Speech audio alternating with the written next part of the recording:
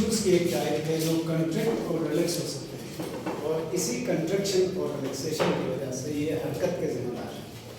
और मसल्स की 3 अक़साम हैं। पहली टाइप को स्मूथ मसल कहा जाता है, दूसरी टाइप कार्डियक मसल्स की है, और तीसरी टाइप स्केलेटल मसल्स की है। स्केलेटल कार्डियक मसल्स हार्ट में पाए जाते हैं। Skeletal muscles attached with skeleton है, और स्मूथ मसल्स ब्लड वेसल्स में पाए जाते हैं, और दूसरी डक्ट्स में पाए जा सकते हैं, और विसरल मास में पाए जाते हैं। यानी वो सारे मसल्स जो हार्ट में भी ना हो और स्केलेटन के साथ अटैच भी ना हो, उनको स्मूथ मसल्स कहा जाता है। एवोल्यूशन के पॉइंट ऑफ व्यू से सबसे पहले ये मसल्स बने, फिर हार्ट के मसल्स बने, और स्केलेटल मसल्स सबसे आखिर में बने। सबसे आखिर में बनने का मतलब है कि ये जदीद तरीन मसल्स हैं। और दूसरी बात, मसल्स सिर्फ एनिमल किंगडम में पाए जाते हैं और किसी किंगडम में नहीं। अब इन सब की कुछ खूबियां आपको बताएं। सबसे पहले स्मूथ मसल्स, ये स्पिंडल शेप्ड सेल्स पर मुश्तमिल हैं, और इनके अंदर जो कंट्रैक्टाइल प्रोटीन फाइबर्स हैं वो बंडल्स में अरेंज नहीं है, इसलिए ये नॉन स्ट्राइएटेड है। नॉन स्ट्राइएटेड भी कहते हैं, नॉन स्ट्राइप्ड भी कहते हैं। सिंगल न्यूक्लियस है तो मोनोन्यूक्लिएट भी कहलाते हैं। दूसरी बात यह है कि ये इनवॉलंटरी है। हमारे जिस्म में होने के बावजूद नर्वस सिस्टम का कंट्रोल इनके ऊपर नहीं है, और इसका एक फायदा ये है कि ये डज नॉट फैटीग, थकते नहीं है, और थकन का एहसास भी नहीं होता है। साथ में ये बहुत ही हल्की मूवमेंट्स के जिम्मेदार है। इतनी हल्की मूवमेंट्स है और इतने स्लो है कि ये महसूस भी नहीं होती। मसलन डाइजेस्टिव सिस्टम में ये कंट्रैक्ट रिलैक्स होते रहते हैं, लेकिन हमें कभी महसूस नहीं हुआ, ना इनकी थकन महसूस हुई, ना इनके कंट्रैक्ट रिलैक्स होने का एहसास हुआ। तो ये बहुत स्लो और पतली मूवमेंट्स के जिम्मेदार है। दूसरे हैं कार्डियक मसल्स। कार्डियक मसल्स इस तरह से ब्रांच्ड हैं, और इनके न्यूक्लियाई किनारों पर हैं, सेंटर में नहीं। इनमें alternate black and white bands हैं। इन alternate black and white band की वजह से इनको स्ट्राइप्ड या स्ट्राइएटेड कहा जाता है। स्ट्राइप्ड और स्ट्राइएटेड। इनके बीच में छोटी छोटी लाइनें सी हैं। इन लाइनों को इंटरकैलेटेड डिस्क्स कहा जाता है। Intercalated discs. और इनके बारे में राय ये है कि ऐसे ही मसल्स आपस में फ्यूज होकर ये बन गए, और ये काम क्या करते हैं, ये भी इनवॉलंटरी हैं, ब्रेन के कंट्रोल में नहीं है, और इसीलिए ये भी डज नॉट फटीग, थकते नहीं हैं। और ये स्ट्रॉन्ग हार्ट मूवमेंट्स के जिम्मेदार है। हार्ट भी लगातार चलता है, बल्कि ये कहना चाहिए कि सबसे ज्यादा लगातार काम करने वाले मसल्स ये हैं, क्योंकि जब इंसान का वजूद डेवलप हो रहा होता है, उस वक्त ये हार्ट काम करना शुरू करता है मरने तक। तो इसमें थकन का एहसास क्यों नहीं होता है? तो इनवॉलंटरी है, इसलिए नहीं होता। दूसरा, ये हार्ट कंट्रैक्ट रिलैक्स होता है, तो अल्टरनेट वर्क भी करता है, रेस्ट भी करता है, वर्क भी करता है, रेस्ट भी, इसलिए थकन का एहसास नहीं होता। अब आखिरी मसल्स है स्केलेटल मसल्स। स्केलेटल मसल्स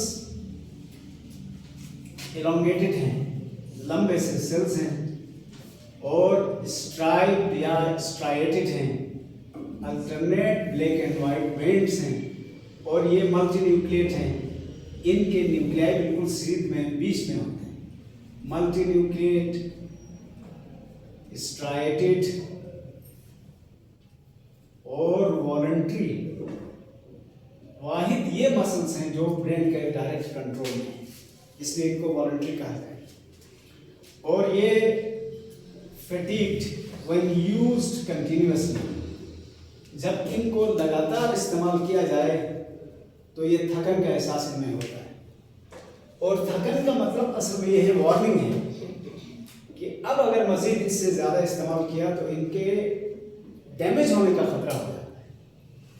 और ये हरकत भी तो पूरे जिस्म की हरकत की जिम्मेदारी है, तो इनकी हरकत नज़र भी आती है, महसूस भी होती है और हैवी भी है। मसलन पूरे जिस्म का वज़न उठा के चलना, ये भी तो कोई आसान काम नहीं है। तो ये हैवी मूवमेंट्स करवाते हैं, हड्डियों के साथ अटैच होते हैं। अब यहाँ से आगे जिनको हमने पढ़ना है वो है स्केलेटल मसल्स। तो उसकी तरफ आते हैं। पहले स्केलेटल मसल्स का एक सरसरी जायजा। जैसे कि पहले कहा कि स्केलेटल मसल्स स्केलेटन के साथ अटैच्ड होते हैं, और अगर हम एक पूरा मसल उठा के देखें तो ये इस तरह से लगता है, मसल बंडल कहलाता है ये। और इस मसल बंडल के 3 हिस्से होते हैं, 3 में से 2 हिस्सों को हेड कहा जाता है। अलबत्ता एक हेड को ओरिजिन कहते हैं, दूसरे हेड को इंसर्शन कहते हैं। ये ओरिजिन और इंसर्शन की बहस हम बाद में करेंगे। बीच में जो एक्चुअल मसल है उसको बेली कहते हैं, बेली। अब इसी मसल को अगर हम यहाँ बीच से काट दें तो हमें इस तरह नजर आएगा। क्रॉस सेक्शन किया है। इसमें सबसे पहली चीज जो हमने नोट कर ली वो ये है कि इस पूरे मसल बंडल के गिर्द एक पतली सी मेम्ब्रेन लगी। इस पतली मेम्ब्रेन को एपीमाइसियम कहते हैं, एपीमाइसियम। मायो मसल को कहते हैं। तो एपीमाइसियम का तर्जुमा क्या हुआ? मसल्स के गिर्द बना हुआ कवर। इस एपीमाइसियम के अंदर बहुत सारे ऐसे गोल गोल पोर्शंस हैं। इनमें से एक गोल पोर्शन को हम बड़ा करते हैं, ये इस तरह से। इस बड़े हिस्से को फेजिकल कहा जाता है, फेजिकल। इस फेजिकल के गिर्द भी एक कवर मौजूद होता है, ये कवर। ये कवर कहलाता है पेरीमाइसियम। और अब यूं समझ लें, इन सारे फेजिकल्स के गिर्द पेरीमाइसियम है। तो ये जो आखिरी एंड बना है, जो लिगामेंट्स पर टेंडेंस पर मुश्तमिल होता है, ये सारे इन्हीं से बने। अगर हम इस फेजिकल को भी देखें तो इसमें लातादाद छोटी छोटी चीजें नजर आती हैं। उनमें से एक को बड़ा करें तो ये इस तरह हमें मसल फाइबर नजर आता है। मसल फाइबर भी कहते हैं इसको, मसल सेल भी कहते हैं। हर मसल सेल के गिर्द भी एक कवर होता है, उस कवर को कहा जाता है एंडोमाइसियम।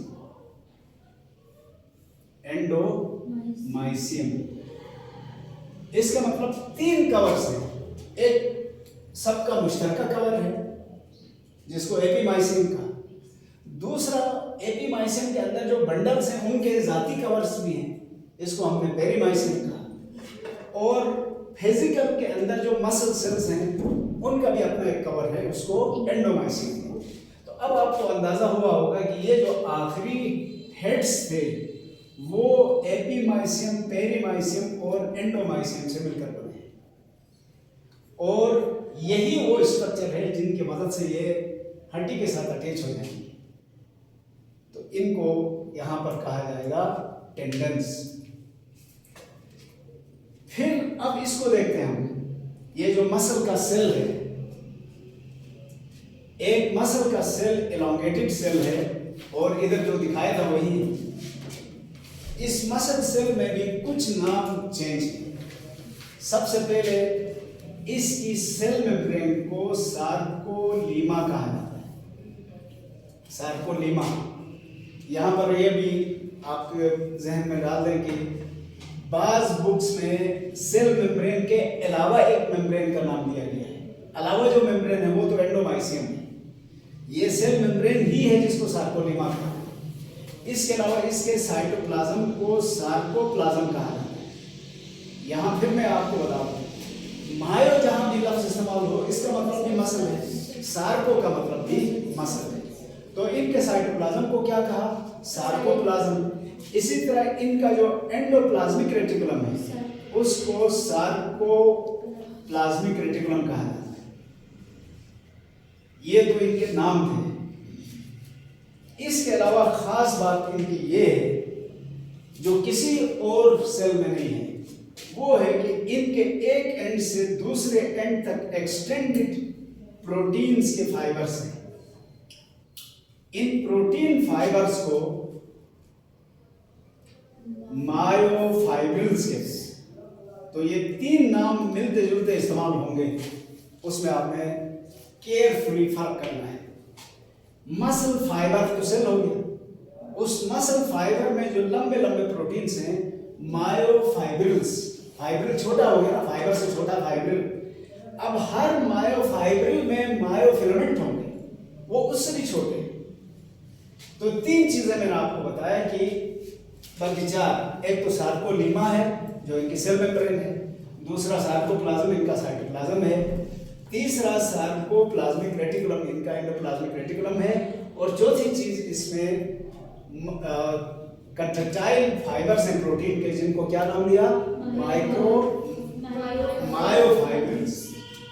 अब मायोफाइब्रिल के अलावा क्या है वो भी आपको बताता हूं। मसल के सेल में बाकी सेल्स की मुनासिबत से कुछ और खास चीजें भी हैं।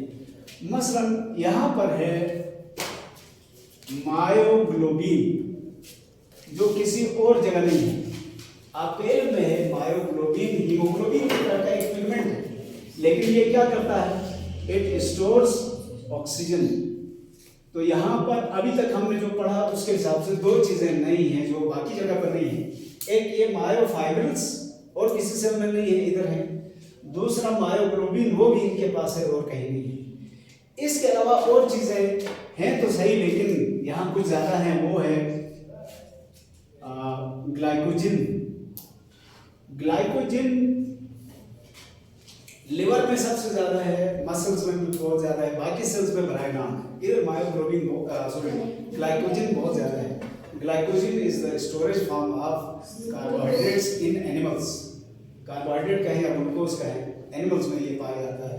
समटाइम्स इसको एनिमल स्टार्च भी कहा जाता है।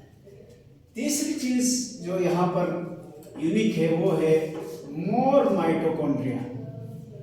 माइटोकॉन्ड्रिया की यहाँ तादाद भी बाकी किसी सेल से के मुकाबले में ज्यादा है और इनका साइज भी बड़ा है। इसी से आप अंदाजा लगा रहे इन तीन चीजों का बराह रास्त ताल्लुक एनर्जी से है। ये ऑक्सीजन फराहम करेंगे, ग्लाइकोजिन ग्लूकोज फराहम करेगा, उनको तोड़ेंगे तो माइटोकॉन्ड्रिया के अंदर ले जाकर तोड़ेंगे और इससे एनर्जी मिलेगी ताकि ये मसल्स अपना काम कर सकें। और यही मसल एनारोबिक रिस्पिरेशन भी कर सकते हैं। जब ये सारे जराए कम हो जाएंगे, खास तौर पर ऑक्सीजन की कमी हो जाएगी, तो muscles can perform anaerobic respiration too, जो लैक्टिक एसिड फर्मेंटेशन है वो यहाँ करें। ये तो मसल्स के सेल में क्या था उसका कुछ हाल आपको बताया। इसके अलावा एक और चीज, यहाँ पर कैल्शियम स्टोरेज भी है। कैल्शियम स्टोरेज, ये कैल्शियम भी मसल के कंट्रैक्शन के लिए जरूरी है, ये हमें आगे से पता चल जाएगा। इनका जो सार्कोप्लाज्मिक रेटिकुलम है, ये स्मूथ वाले सार्कोप्लाज्मिक रेटिकुलम में कैल्शियम को स्टोर किया जाता है, जिसको बाद में ये इस्तेमाल करें। अच्छा, अब एक और अहम चीज की तरफ आ रहे हैं। ये फर्ज करें हमारा मसल फाइबर है या मसल का सेल है, इसमें कहा कि एक एंड से दूसरे एंड तक मायोफाइब्रिल्स हैं। इन मायोफाइब्रिल्स के छोटे छोटे पोर्शंस हैं इस तरह से। इन छोटे पोर्शन को सार्कोमेयर कहते हैं।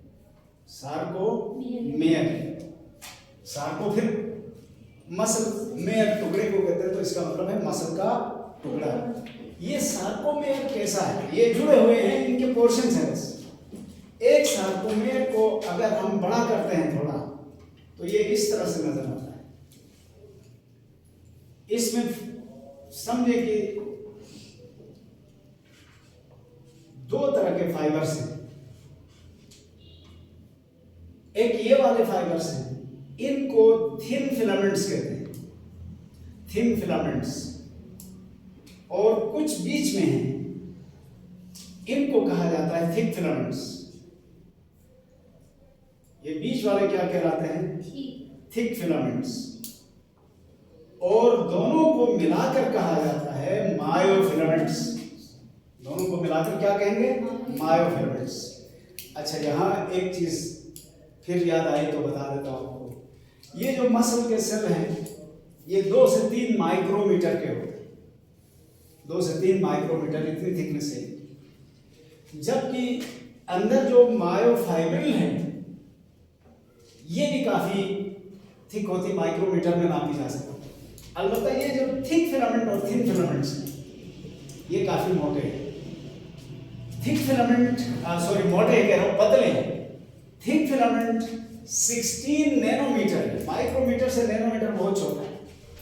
Thick filament 16 nanometre, thin filament 7 to 8 nanometres. और मैं दोबारा बताता हूं, इन दोनों को मिलाकर क्या कहा? मायोफिलामेंट्स। ये मायोफिलामेंट्स है। अच्छा, अब इनके भी नाम हैं। ये हर सार्कोमेर इस तरह से, हर सार्कोमेर के पार्ट्स के भी नाम हैं, और थिक फिलामेंट और थिन फिलामेंट की स्ट्रक्चर भी है। तो पहले हम ये जो सार्कोमेर के पार्ट्स हैं उनकी बात करते हैं। ये फर्ज करें हमारे पास एक सार्कोमेर है, ऐसे, ये थिक फिलामेंट्स। ये जो हमने कहा था कि ये muscle alternate black and white bands पर नजर आता है, तो उसकी वजह ये अरेंजमेंट है। सबसे पहले सार्कोमेर के किनारों वाली जो 2 लाइनें हैं, इनको कहते हैं जेड लाइन्स। जेड फॉर ज्विश। ज्विश का मतलब है इन बिटवीन। आप जरा देखें, ये एक सार्कोमेर, ये दूसरा, तो ये 2 सार्कोमेर के बीच में है ना, उस तरफ भी सार्कोमेर, इस तरफ भी, तो इसलिए ये भी जेड लाइन है, ये जेड लाइन। और 2 जेड लाइन्स के बीच में एक पोर्शन ये है, दूसरा पोर्शन ये है। तवज्जो है ना मेरी तरफ? देखें, ये पोर्शन किससे बना है? सिर्फ थिन फिलामेंट से बना है, इसलिए ये रोशन पोर्शन है। इसको कहते हैं आई बैंड। तो एक सार्कोमेर में कितने आई बैंड हैं? 2। एक ये वाला हुआ, एक ये वाला। आइसोट्रोपिक यानी जहां लाइट हर तरफ पोलराइज हो जाती है, इसलिए ये रोशन नजर आता है। जबकि इन दोनों के बीच में ये पोर्शन, थोड़ा गौर करें, यहां तक ये कौन सा पोर्शन है जिसके कुछ हिस्से में थिक फिलामेंट और थिन फिलामेंट ओवरलैप हो रही है, कुछ हिस्से में सिर्फ थिक फिलामेंट, इसको कहा जाता है ए बैंड। तो आप ये याद रखें, ये जो आई बैंड्स हैं ये लाइट बैंड्स हैं इधर वाले, और जो ए बैंड है वो डार्क बैंड है। इसको एन आइसोट्रोपिक कहते हैं। एन आइसोट्रोपिक मींस यहां पर लाइट हर डायरेक्शन में फैलती नहीं है, इसीलिए एक साइड से देखने में ये अंधेरी नजर आती है, यानी डार्क हो गया है ओवरलैपिंग की वजह से और मोटाई की वजह से।